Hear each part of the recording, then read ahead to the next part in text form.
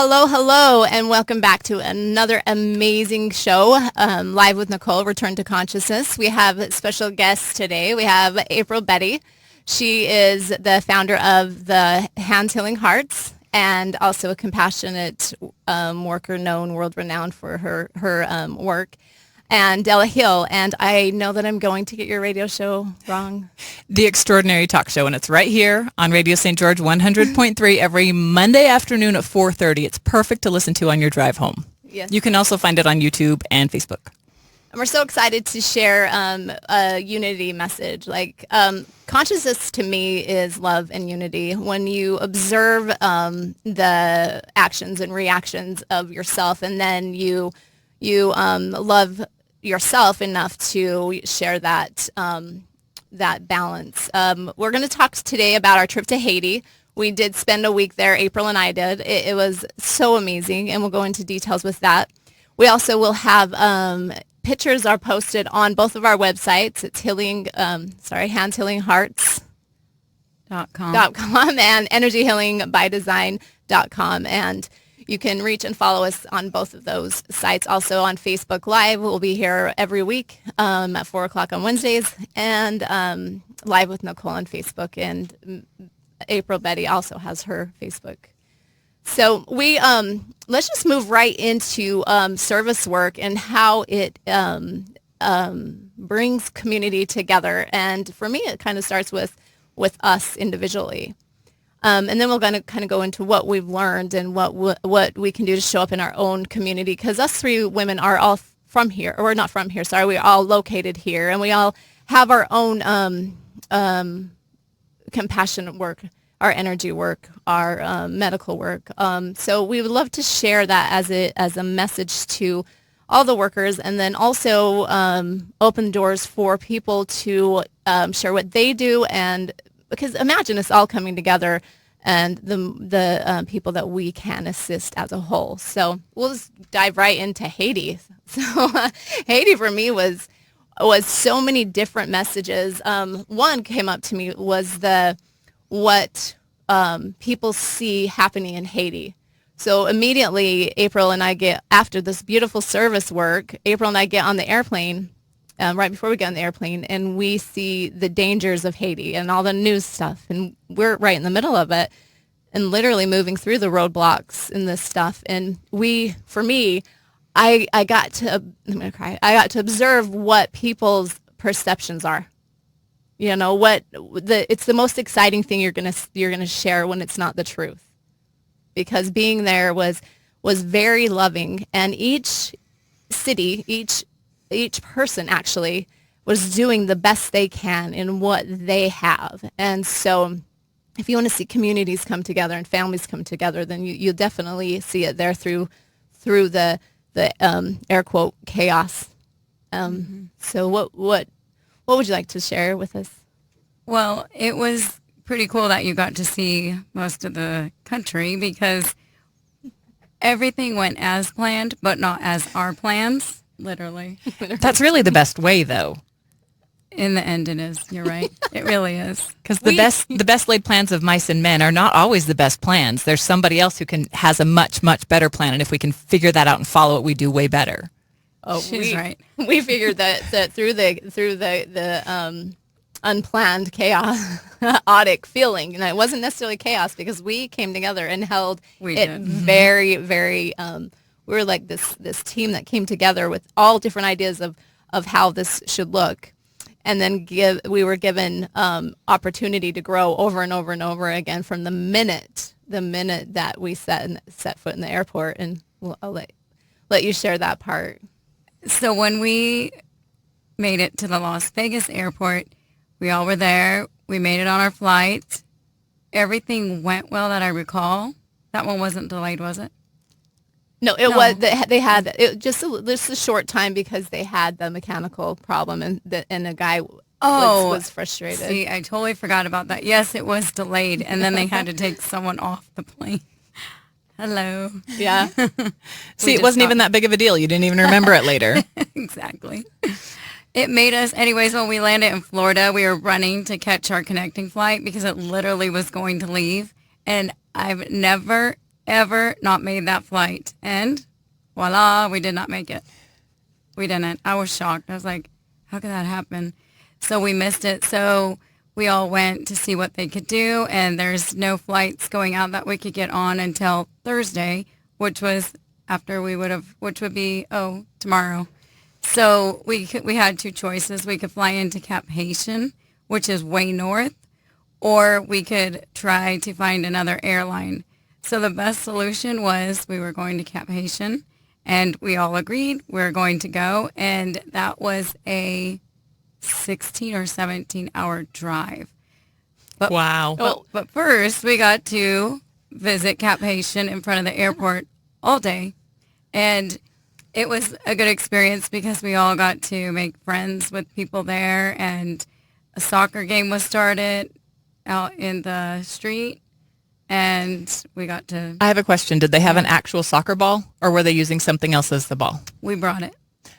We had our donations all. That's awesome. We're literally in Las Vegas airport lugging bags of donations through the airport, and then we put it on the plane, and we get there, and we had all of our stuff out on the street waiting for our ride to come for hours. We were there, and in that opportunity of growth, we didn't know, not very many of us knew each other. Like one knew one, a chance also to bond in this moment and kind of observe and create it felt like a team to me because we had each other's back the whole entire time, but the boys decided to get a soccer ball out of the bag, and at first I felt, because I hadn't been there before, and I hear all this stuff, I was like, oh my gosh, we're surrounded by these people, and they're coming in asking us, and I didn't know that they yell a lot. Like when they talk, they yell a lot. And so they're like, there's all these guys yelling, and I'm like sitting in the corner. And April looks at me and she's like, that's how they talk. It's okay. I used to think they were fighting, and I was like, everywhere we go, why are they fighting? And then they're like, no, this is how we communicate. Yeah. I was like, okay. So it's normal to me. And I seen you look like, are they going to fight? I thought they were. I was like, fighting. Now they're talking. It's a whole new, and I'm used to quiet. I work with so much energy. I'm used to quiet. So it was like a really shocker right in the beginning.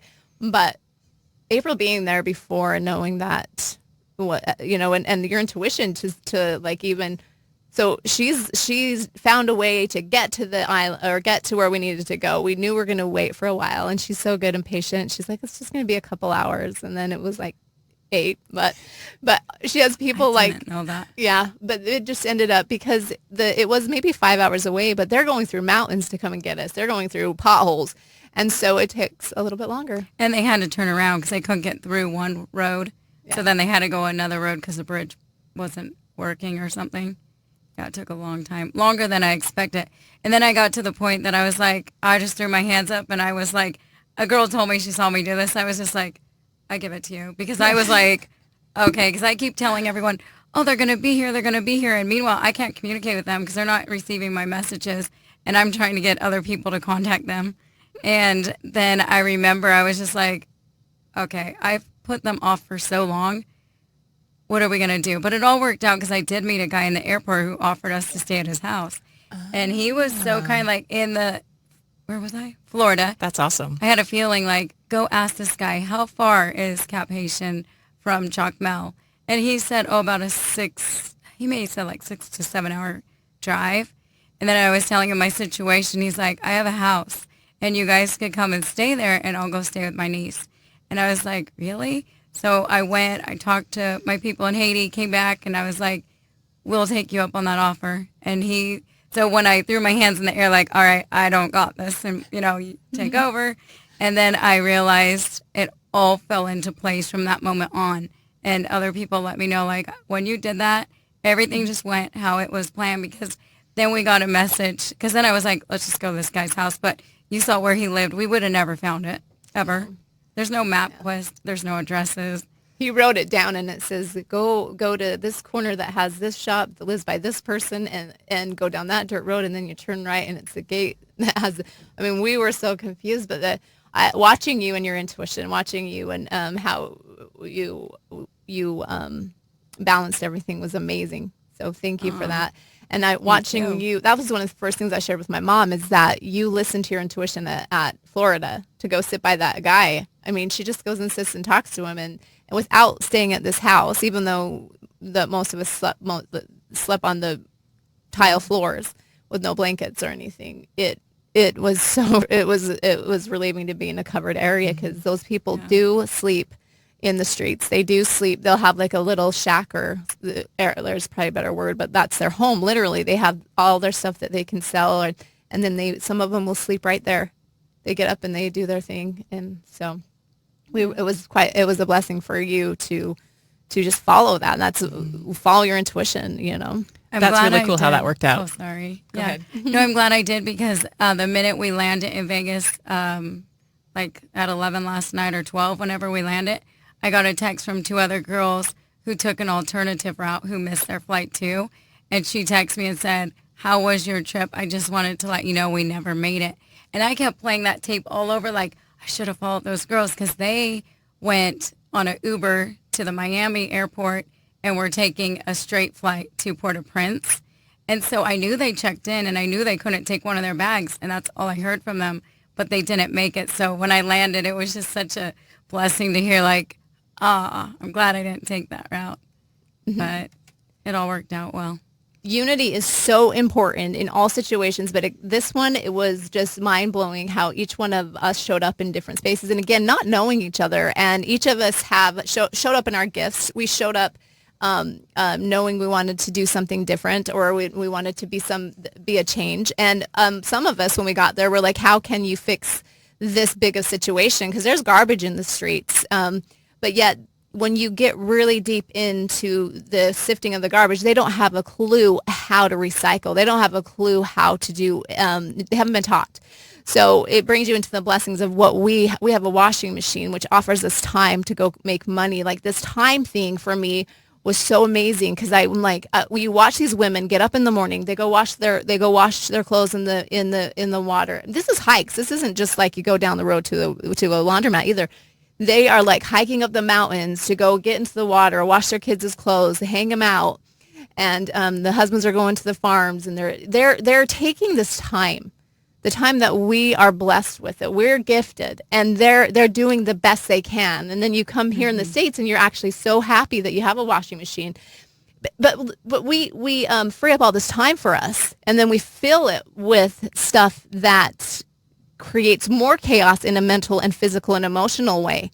They don't necessarily have that. Their life looks chaotic because they don't know how, but inside, most of them, when you look them in the eyes and smile, their heart will smile back at you, and they're doing the best they can.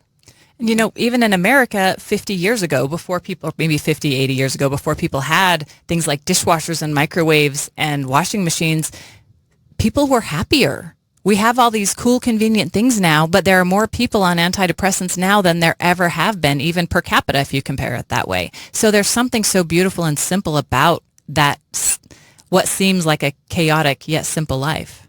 Right. I agree. This trip was the first trip I was really sad to leave. And even my translator and my manager, they said, "I miss you already." And it was so sad, because I know that for a long time, I known in my heart I need to stay there a month and live like a Haitian. But the timing, I know now, wasn't then, but it's now. Yeah. And so I know I will be there for a month, and I'm not sure when. And I am super excited. Like, I'm to the point in my life where I'm like, I'm okay with it. It was just so sad, because this trip was the best trip, and every trip has been a good trip. But this trip, everybody got along well, and I know exactly why, too. I could tell you exactly why. Some trips people haven't got along. There's been falling outs. There's been all sorts of things happen. This trip, I know why, and I'll tell you. It's because the gratitude that everybody constantly shared. I've never in a week or however long we were together said, "Thank you, you're welcome." And like, the most compliments and gratitude were there. And I know my translator said for him, this was the best trip for him. And I know that's why too. It was just the right people in the right place together. And it's important that we remember we all have these gifts, and not to be intimidated by someone else's. And when we're in that moment, we could choose, are we going to show up, or are we going to sit back because we're insecure that we're not enough because you could do more amazing things than me. And that's a ridiculous belief that we all need to drop and let go of. Thank you. You're welcome. I love that you were all so much in tune when you're telling me how well everybody got along together, and then hearing the story about listening to your intuition. That tells me that everybody in your group was tuned in to their intuition, what my son likes to call the spirit radio, that voice inside of you that is talking. And the thing is, if you are in a calm place, you can hear it. But if you become agitated or frustrated or whatever, then you pinch off that voice, right? So one thing that you mentioned that is like the superpower to staying tuned in is gratitude. So when all of you are there together and so grateful for the work that you're all doing together, you can't help but be connected to your own intuition. And what better place to be and do that than where you were and what you were doing. Yeah, and when we talk about the unity and working with each other's gifts, and we talked about this earlier, honoring and respecting others' gifts, and that your heart is your gift. Your heart is your connection. And so when you're showing up, your gifts look different than mine looks different than yours, but they're all equally important. And I think when you value and when you show value and you show gratitude of how the other one's showing up, then it enhances your individual gifts. So like we had our own experiences in our own gifts, but yet the collective was so impactful. It was so impactful. Her for the manager and the translator, and even the bus driver, the driver. Right? Yeah. That's his job. He drives people around, and he drives fast. he got us into the airport. Like, I mean, that guy was amazing. He is a superhero driver.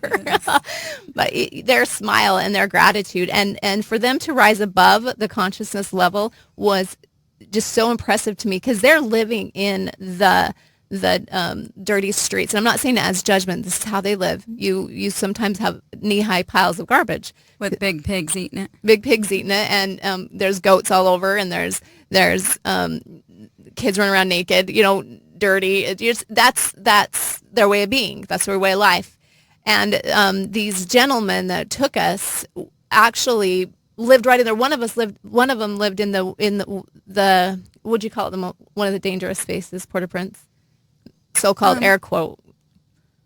He lives in Port-au-Prince in general is dangerous, so you could say that his area is okay but dangerous, I guess you could say. So he showed up nicely dressed, ready to translate and share the message. And I didn't even realize until later, we're going through Port-au-Prince and we're watching the. It wasn't scary to me, but watching the things like the roads on fire, things like that. We knew we'd get out, we'd get around it, and because we knew, like, just on the other side of the fence, there's really kind people that are helping us, right? But then when we got in the city that's dangerous, I realized he's from there, and he still rose above that collective, found a way to share with his community, and him and the manager brought April to one community at a time, right? One person at a time, but it's turned into a community now, correct? Correct. And going back, so 3 days before we left, there was a presidential, what do you call it? I can't think of the word, but there protest. was protest. Thank you. There was a protest. And so going back to the airport, we did come across some roadblocks, and they were very well with, our situation, because it was neat to watch. Even the police there, they would work together to try and help you find a road that's not blocked to go around. Mm-hmm. And in Jacmel, the day before we left, there were roadblocks, and I was shocked because I've seen them, but there was actually a fire one, so we couldn't go to the beach I liked, but we still were blessed to go to the beach, and it was beautiful. Yes. It was just a little different. Yes. Yeah. And how does that show up in our lives when there's these couple of one group or two groups, doesn't really matter, or even it may be one or two people that create a huge roadblock, but yet this whole community was showing us how to get around it. Mm-hmm. But we judge, through our learned belief system, we judge what these couple of people did. Yes. And I asked him too when we came to the roadblock, the first one in Jacmel, I was like, should we duck down? Thinking like, oh, we'll just get by quicker or something. And he's like, no, we're in more danger than you. Don't duck down. So actually they respect, because they know that we're there to help them. And so they're not trying to hurt us. And these guys jump out of the van. These guys that were with three gentlemen would jump out of the van, talk the other people letting us through. But this, what I want to emphasize on this is not the danger of it. Mm-hmm. It was that we showed up, we went with our intuition and the way that we were showing up. We weren't attracting that. We were there to help, and they could feel that. I feel if we would have been in fear and hiding, we would have brought more of that too. True. Absolutely. That's how that works. So in our own community, what the ripple effect of looking at somebody else's gifts and really combining what we all have instead of separating what we all have, because they're so different and they're so important. I agree. I think a lot of people don't realize that they have it all inside of them. And I could give a good example of the trip if you would like. Okay. Okay, so when we went, we were going to play a soccer game with a bunch of the kids. And then we were just, all the guys were out going to play soccer. And then the girls were kind of on the side. And I was like, I look down the way and I could see Nicole sitting over there with some kids. And I know what Nicole's gifts are, some of them. And then I was just like thinking to myself in that split second, I could try to compare myself, which would be a horrible thing to do. I don't advise it, and be like, oh, she could do this and I can't do that. So I'm just going to sit here. But no, you have that choice in every moment to be your contribution. And so I just did me because that's what I know how to do. And I played with the kids and they did my hair and taught them duck, duck, goose. And, we just had a good time. And by me doing that and showing up for myself, then your gifts amplify my gifts. And then it's like throwing that rock in the water and it just like ripples out, because then you see everyone like, oh, you kind of let people know it's okay to be you. It's okay that my gifts aren't the same as yours. And I don't need to bash you and you don't need to bash me, because I find it does, and I find it so great, and because I did the same thing. I was thinking, no one understands me, and so I'm just gonna sit back. I'm like, because this is April's thing, and we were trying to share about gratitude, and my gratitude the only explanation I have is from my crossing over, and my gratitude is being alive and be able to share my gifts. They don't understand that at all. So I'm like, she calls me up to say gratitude. I'm like, this is your thing. I can't do that. That's what you do. And it almost like scared me. and then were you just saying things that you were grateful for? Yeah. Yeah. Well, didn't you have something like that day happen that you were grateful for? You don't have to go all the way back to but they already, to your crossing over and everything. They already said that. So I was like, what can I say? Well, At the family program? Yeah. Is that what you're talking about? Yeah. So I'm like, I don't really know what to say. So I was going to sit back, but I knew that would be taken wrong. I just knew by observing that wouldn't be a team player. So I'm like, I did the best I could. And you know what? It worked. It worked for who needed it. And it also, even if they didn't understand that, it created in me a simpler way to do things instead of always so energetically big. And I also realized that's when I came to a complete understanding of the unity, and us healers need each other, because even though our gifts are different, they only can help who resonates with us. And so we will be back in 5 minutes. So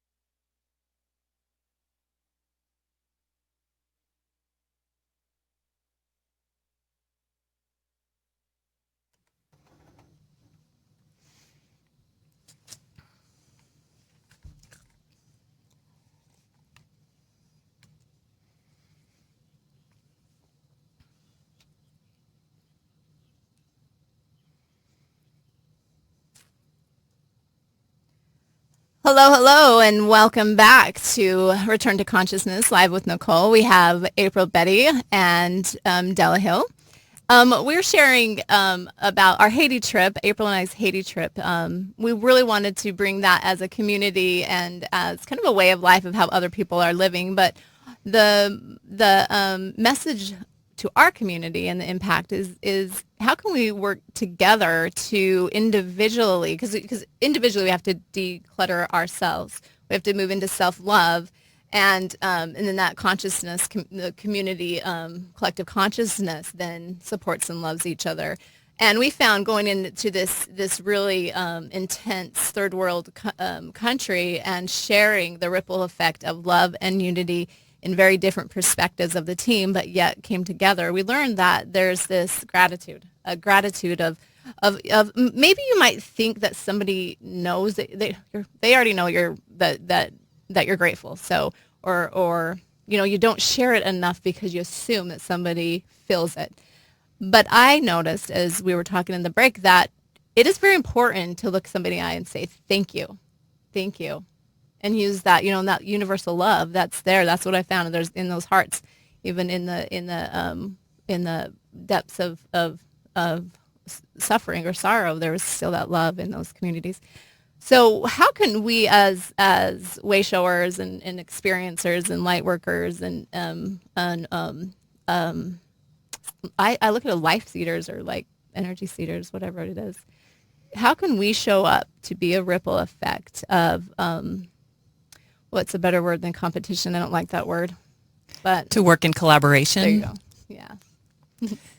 Well, we were talking about this before the show started when we were here in the studio just getting ready. And what we were discussing is there does seem, and it seems counterintuitive, but it does feel like the healers and light workers and people like that, sometimes, maybe too often, there's a sense of defensiveness and competition about us and where we're going. And I've been thinking about that. And you said something really great about insecurity, because whenever we're insecure about something, we tend to get defensive about it, right? And especially if we're talking about like energy healers and light workers and things like that, I think part of the problem or part of the issue is that most of us are self-taught or spirit radio taught. We might have teachers. Dolores Cannon was my teacher, and you've been my teacher. So we have teachers, but essentially there's not like a school. There's not a college degree for this. There's one, I believe, in Arizona. But for the rest of us, we're just trying to figure it out as we go. And we have to kind of figure it out from our own intuition and the pieces that we pick up from here and here and here. And unlike you, most of us don't have a clear recollection of when we were with Source last. So it's harder for us to draw on that information.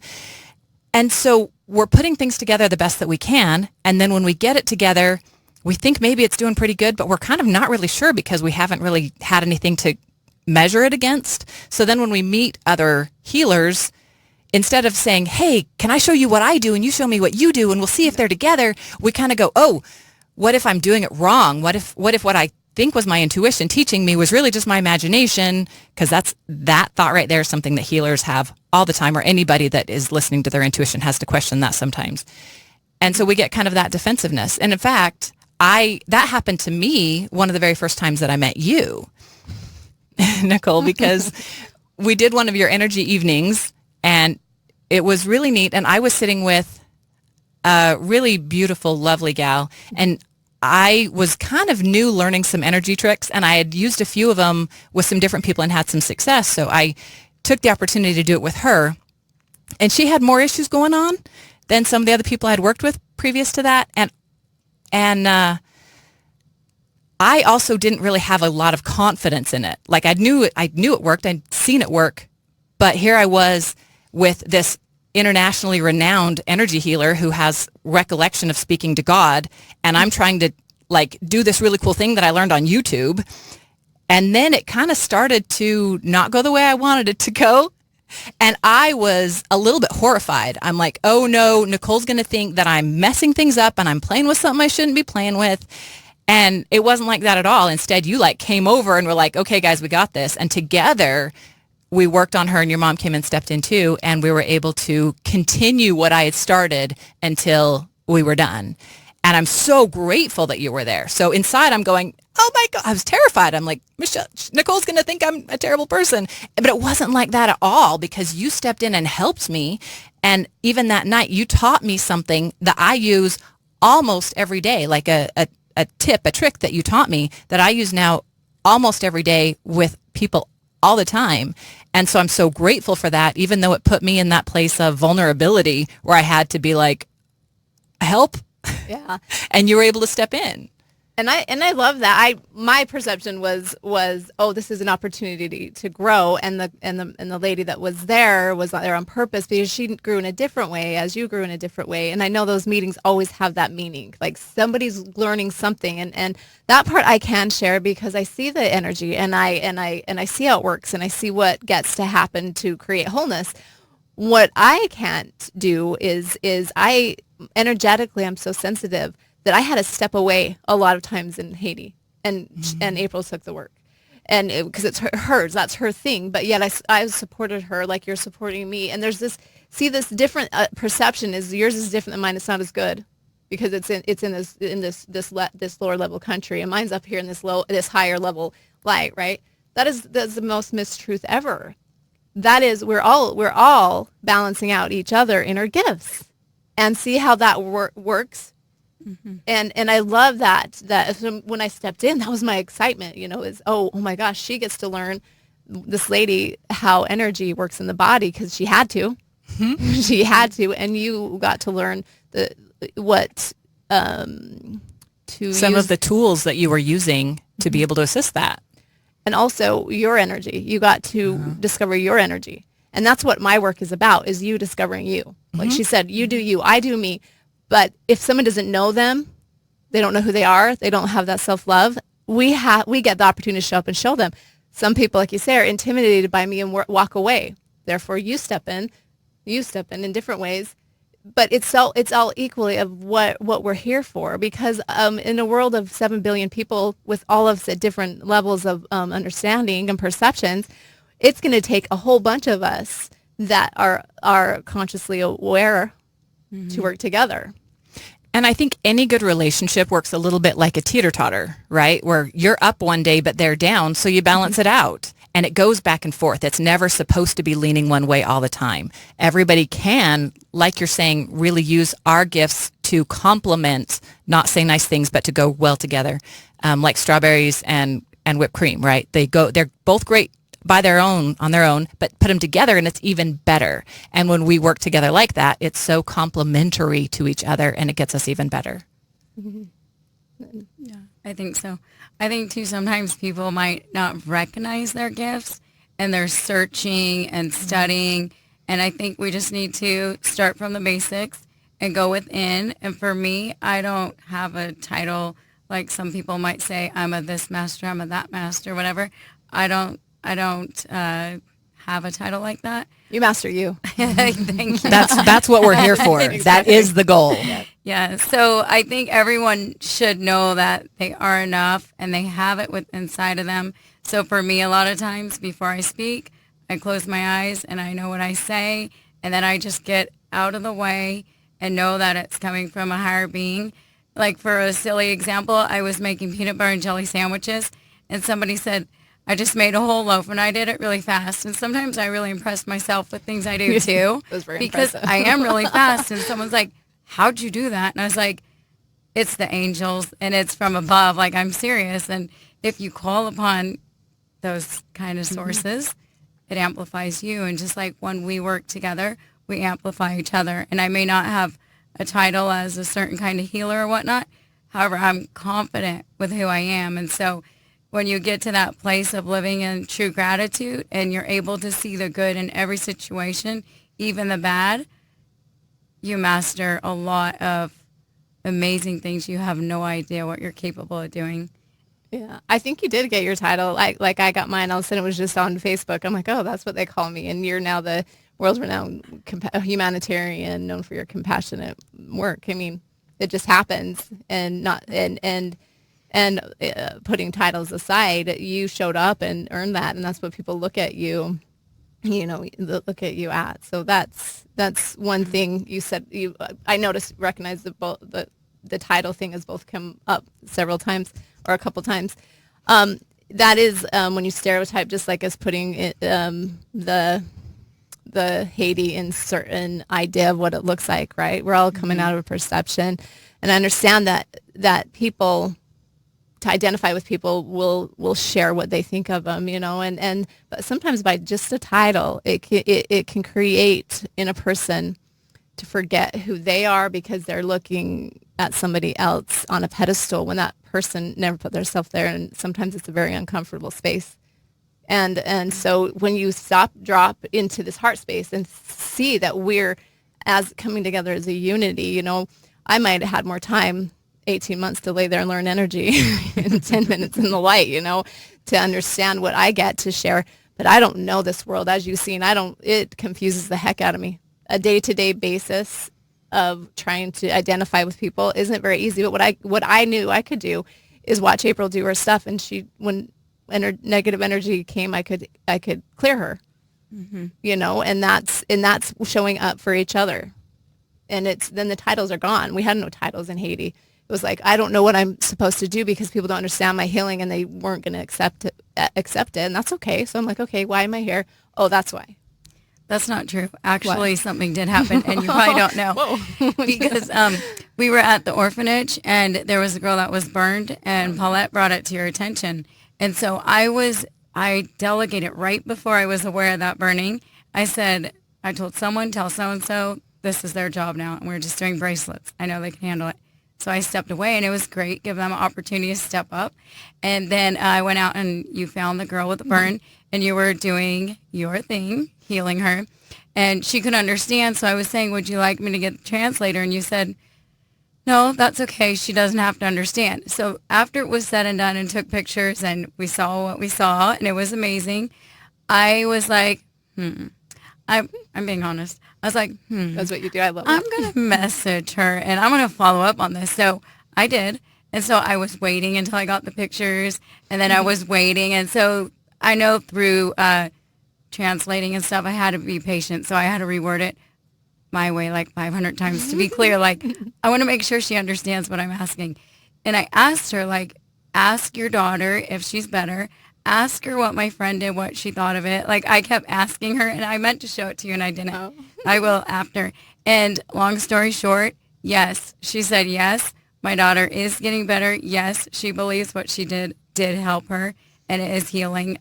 And wow. And yeah, and I didn't share that with you. No, So you that was a good surprise. Thank you. But I did that on my own because I wanted to know myself, so I wasn't just taking your word, because I haven't been there when you've done stuff like that. So not that I don't trust you. It was just easier for me to see. And so she said, when are you coming back? And I was like, I want to come for a month. And she was like, I said, do you think my friend would be a benefit to the people there? Do you know more people who could use her healing? And she said, yes. Oh, wow. So I wanted to share that with you. On air. Thank you. You guys can You're welcome. You guys can talk for a minute. That's awesome. I was going to say, I think about labels. You were talking about titles and whatnot. I actually did a show about labels a couple months ago, because anytime you label something, you eliminate the other things that it can be. And that has always bugged me. So I'm a nurse, but I don't like to tell people I'm a nurse. I like to say one of the things I do is hospice nursing. Because if you say it that way, then it leaves the door open that there's other things that I also do. And even labels like good and bad are really only perception. And if I say, hey, I ate at this really good restaurant, then I'm putting my perception on you. I might want to say, hey, I ate at this restaurant and I enjoyed it a lot. You might like it too. But that way, I'm telling you what I thought of it without assigning my perception to you. That's Kind good. of limits too when you the stereotype. That's the same with when you have encounters with people. You may have a bad encounter, like someone could say, I love that person, they're the best person. But then you may have to show up in a way for them to see something inside themselves that they don't like. So in the moment they may be like, I didn't really like that girl, April. Or, you know what I mean? Like, but then I always say, well, that's an opportunity. You could choose to look inside and be like, ew, what is it I didn't like? And for me, I'll find it like, oh, well, I have this issue with me. It's not really them, you know?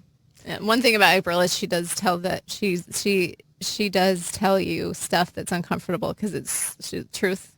and you always know through her facial expressions, and I can't hide them. No, I hate that. I can't. I can't. But no poker face. No. No. Nope. So I just want to ask you girls if you just saw what unfolded right there as we were all talking about showing up in our gifts. I didn't think I did anything spectacular, but which it was. Clearing April to me was an honor, because when you witness her in her work, it's just fabulous. But the honoring of each other, when in the beginning it was maybe different, and it wasn't, and it was a feeling of what the structure is here that we are trying to break through, that we went through it ourselves to even recognize it, I believe. And then by us talking out loud about it and honoring each other's gifts, see what happened. So tell me, were you guys pals a week ago? Like right here, I ran into these two in the parking lot, and I could tell they were already like connected, bonded, right? So I want to know, did you guys start this trip a week ago with this friendship and this connection that you have now? We had a trust. We didn't understand what the connection, I think, was, but we had a trust. Like, I already knew that I could trust her with anything. We had conversations. We moved, and I think that we've known each other for, have you been coming to the gatherings for a year? No, not that long. I think less than a year, but not that long. Oh, since the business meeting, the luxury business meeting is when we first met. So I think that was in March, March 5th, around there.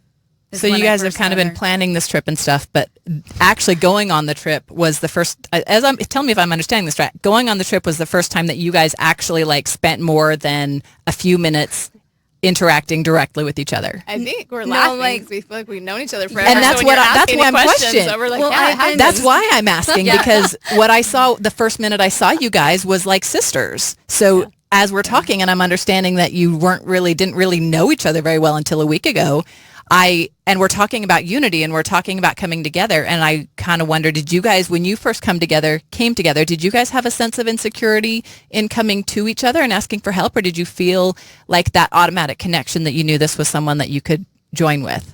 For me, it was automatic. So I've been to her house. We've talked lots of times on the phone. We always laugh. We know each other probably longer than we knew each other. Mm-hmm. We can be ourselves, like talk about anything and everything, and just have and even have different ideas, and we're like, we'll make a joke about it. That was fun, huh? And it's really relieving. It was really refreshing to. It's really beautiful when you can find that person that is a safe space. Like you're saying, that you can say what you want, you can make the jokes, they're going to get it.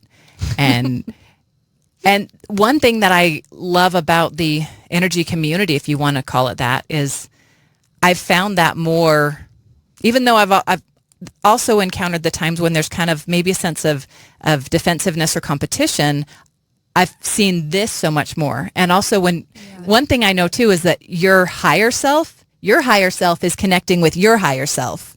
So April and Nicole's higher selves are like having a giggling fit because they think that each other are hilarious and awesome, and they just have to give each of you the message so that you can do that. But I had an experience this weekend where I met someone, and my higher self immediately recognized her higher self, and it created a really, really beautiful thing out of what could have been very painful instead.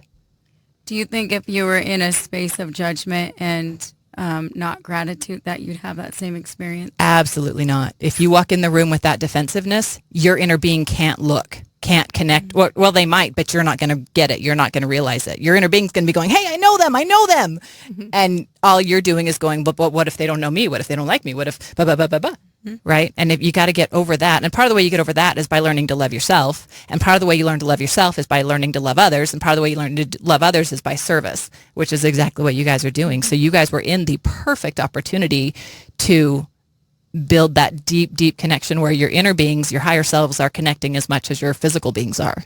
That's true. And actually, before the show, you taught me something really simple that maybe you could explain to everyone watching. You did this thing over my head. Oh. You were telling me that story, and I could just feel it. and you did the hand thing. But I think if you want to tell them, I mean, it's up to you how you do that head thing. If we I got a like minute, it. I would be happy. In fact, actually, I didn't know, Nicole, that you were going to be back today. So that's what I was planning on talking about Oh, on the you show were? today. I Intuition. was. My higher being was talking to yours. Yeah, they were. Good job. Ding, ding, ding. And now they're laughing. They're like, they got it. They got it. The show is spirit guided. See, it's right here. We're showing you. Yeah. So we do have a few minutes. Yeah. So one thing I was going to say is that people probably look at you and think, wow, I wish I could do what she does. And then if they can't, then they might have some insecurities because they're like, well, I'm never going to be as good as Nicole. But that's not true. They're not supposed to be as good as Nicole. They're supposed to be as good as themselves, right? But every single one of us has that spirit radio. And the thing is, it's not a one-way connection. It's a two-way connection. We can go back that line, go back up that line and get the information to learn how to do the things that you do, but most likely we'll learn it in our own manner, right? I think too, just one real quick, so you can do that, is the choice. I choose to show up in my gifts and be my gifts every second of the day. So it's my choice, and others do have that choice as well. And the first choice is to realize that you have your own individual gift, and each of us are guides to that gift. And then when you're at your awesomeness, we're at our awesomeness, and it's a collective greatness. So thank you. So that's the goal that we all need to work on. I love that. Yeah. Right. Yeah. I wouldn't want to make bread with flour only, right? I need salt and sugar and yeast and water. And without all of those ingredients, all I have is A bellyache. Exactly. Exactly. Okay, so this is actually the trick that I learned from Nicole probably about a year ago. And it's a trick to open and align the chakras. So all you do is you use a finger, and I like to use my middle finger. You could use your pointer finger, but the reason you don't want to use your pointer finger is you're going to tend to close your hand if you use your pointer finger, and you want your palm open. And so I just use my middle finger like this, and then draw there. I call it stirring the chakras or drawing the crown, and use that finger and you draw a circle. Can people on the video see me? You draw a circle over your head. And I do it usually across my forehead from right to left, and then back around in a circle. So And- you go both ways? You can Or do go you just both go one ways. way? I usually go, I think that's counterclockwise. It depends which angle you're looking at it from. Okay. Don't think, and then just Yeah, just do it hand just to do hand. it. There you go. And whatever way feels the most natural to you is the way you should do it. And you might do it differently than how I do, but that's okay, because what feels naturally to you is what you should be doing. And when you do this technique that Nicole taught me, what it does is it opens and aligns the chakras. The chakras are wheels, and I kind of think of them like cogs a little bit. And you have 7 of them, and the top one is at the top of your head, your crown chakra. And if you can stir that, it helps open up the energy, and it helps that cog get going and flowing. And when that cog is going and flowing, then the next one below it, your third eye chakra, will also get going and flowing. And when that one gets going, the whole pattern goes down, and then it only takes a minute or two to align and open your chakras. And I've done this on times. I've done it on myself just when I was feeling agitated and frustrated. And 2 minutes later of doing that, I felt so much better. And I've used it on other people many, many times, and it always has a great effect, and it's so easy to do. So I think it's a great time to share with what we can do next week is share on alignment and what are your chakras, what are your energy centers, just basics. And we want to thank everybody for listening. And you can follow us at Return to Consciousness here on Radio St. George, or you can always find me Energy Healing by Design. April Betti is at Hands Healing Hearts, and Della Hill is The Extraordinary Talk Show. on Mondays. Mondays at 4:30. So we will see you back here at 4 o'clock next Wednesday. Have an amazing week. Bye.